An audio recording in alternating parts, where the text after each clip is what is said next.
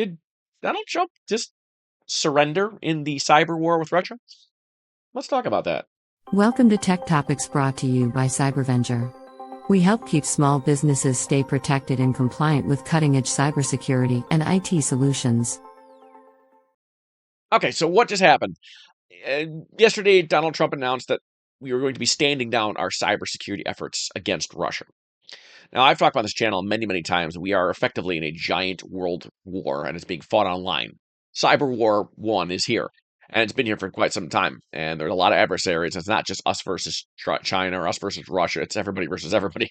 Um, in this particular case, though, we've heard some rhetoric out of Donald Trump.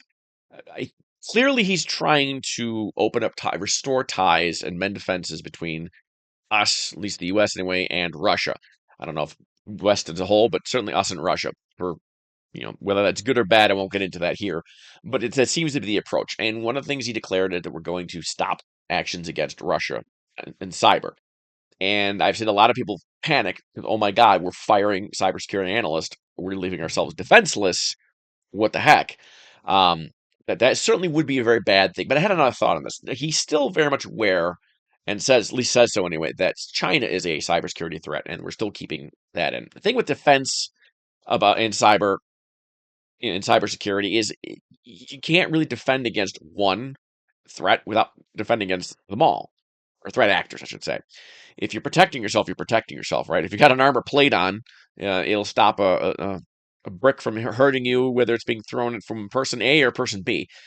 So hopefully, what's happening is that we are shifting our cybersecurity posture to defensive rather than offensive. Now, I don't think I'm inventing anything when I say that the U.S. has been aiding Ukraine significantly in the field of cyber warfare. How significantly, I don't know, but I seem to recall hearing news articles where politicians are up in front of a microphone announcing that they are assisting Ukraine with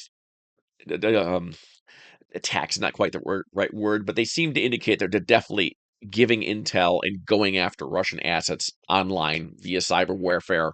So I think what's happening is probably in the efforts to thaw relations between the United States and Russia and try and start doing some negotiating. I think Donald Trump is ceasing offensive actions against Russian targets.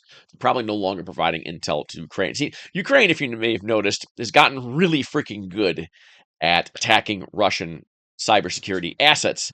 Like, too good. Like, there's no way they're doing this on their own.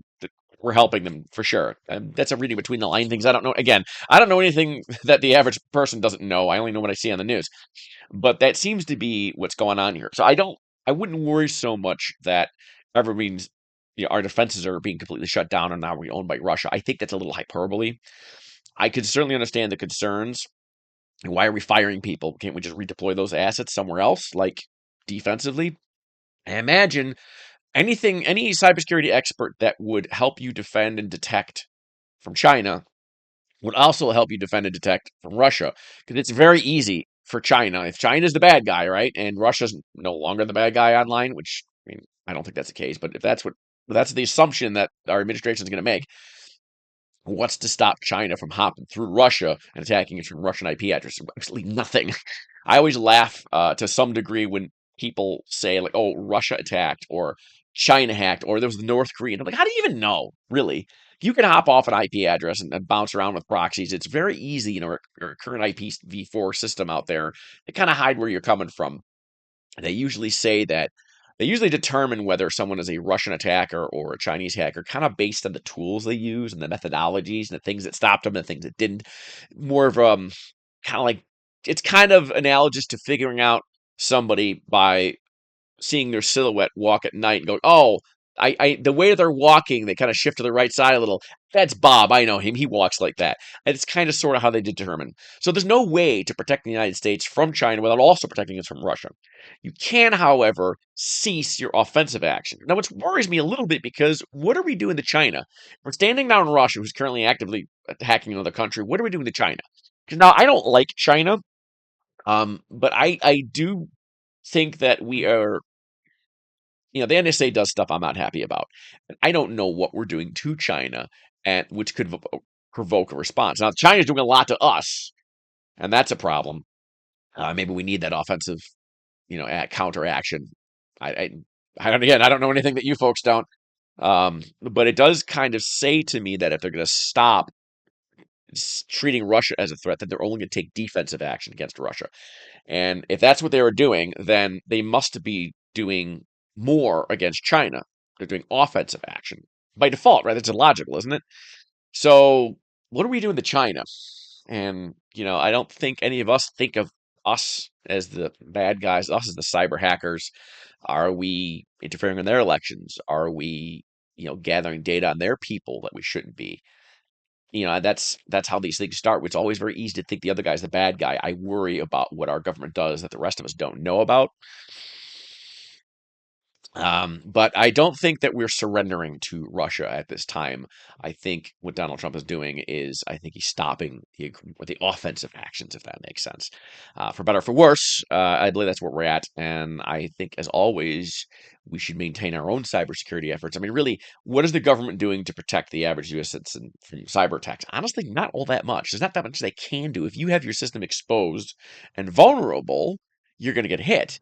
And people do all the time. So really, if you're worried about Russians hacking the United States of America, secure your own stuff. Make sure you're following all the proper security practices that you can. Learn as much as you can. Talk to cybersecurity analysts, and learn from them. Engage them into preparing your business to withstand that. Do disaster recovery, incident response testing, all that stuff that we always talk about on this channel. Make sure you're spending the time and resources necessary to do all those sort of things, because you really, at the end of the day, can you trust your government to doing the right thing to protect you? It's kind of sort of not their job. Seems like it, but how can you make it their job if they don't have access to your systems? And do you want them to have access to your systems? So that's my take on this. I appreciate you watching. I'll have to see you all in the next video. Thanks for watching. We hope this video has provided valuable information to you. Be sure to share this video with other small business owners to spread the word about the importance of cybersecurity. As always, don't forget to like and subscribe for more videos like this. If you want more information about cybersecurity, visit us at www.cybervenger.com.